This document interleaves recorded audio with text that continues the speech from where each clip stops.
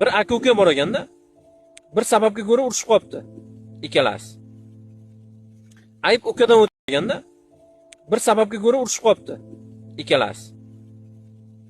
Ayb ukadan o'tgan ekan, aka aytibdi, ukam bilan urushib yuramanmi? Hamma aka-ukalar urushadi. Odamlar ko'zga yomon ko'rinmay. Kechirim so'rayman o'zim, debdi-da ukasining oldiga borib, ukasidan kechirim so'radi. Ukasi erkaklik qildi, akasini kechirmadi. Aka 5-6 marta borib ukadan kechirim so'radi. Qayta, uka-ke, yarashaylik, kechir meni. Unaqa qilma, urushib yurish uyat. Aka-ukalarga yarashmaydi deb kechirim so'radi. Uka ko'nmabdi, akasi bilan yarashmabdi. Shu orada uka Rossiyaga ketibdi. Rossiyada borib ishlab yuribdi. Bu orada aka telefon qilib ukasidan yana kechirim so'rabdi. Borib uka telefonni ko'tarmaydigan bo'ldi. Akani telefonni ko'tarmaydigan bo'ldi. Oradan biroz vaqt o'tdi, telefon bo'ldi ukaga. Qarasa aka onasi. Telefonni ko'taribdi, onasi aytibdi, tezroq uyga qaytgan. Akang avariyada olamdan o'tib qoldi, debdi. Ukasi nafas ololmabdi-da. Nafas olishni unutib qo'yibdi bu gapni eshitib.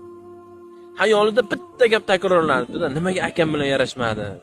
Nimaga akam yarashaylik deganda kelishmadim? Nimaga akamdan men kechirim so'ramadim, ayb menda bo'lib turib deb yig'ladi. Boyagi aka aytadi, hozir akam degan kontagimda nomer bor deydi. Mana 10 yil bo'ldi turibdi deydi. Akamni olamdan o'tganiga 10 yil bo'ldi deydi. O'sha nomerni men o'chira olmayman deyapti. Shu raqamga telefon qilgim keladi.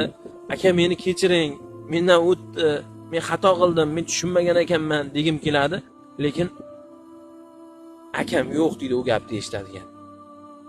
O'shaning uchun odamlarga o'rnak bo'lsin, aka-ukasi bilan urushmasin.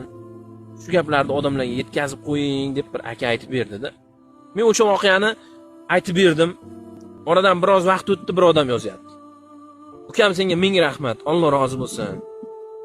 Akam bilan urushib qolgandim. Mana shu videoingni akamga tashladim. Akamga juda qattiq ta'sir qildi. Men bilan yarashdi deyapti. Qalbimdan o'tgan hisni, xursandchilikni sizlar tasavvur qila olmaysizlar-da. Haqiqatda mazza qo'yaverar ekansiz. Kimgadir ozroq bo'lsa ham foydalaning deysiz. Endi menga bir odam kommentda yozibdi-da, sen kimsan o'zi? Senga odamlar dardini aytadi, dardini yozadi deb. Meni tanimasangiz tanib qo'ying aka.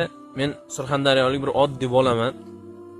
TikTok mening bunaqangi videolar chiqarganimga pul to'lamaydi. Men ozroq odamlarga foydasi tegsin, manfaatli bo'lsin deb video qo'yaman.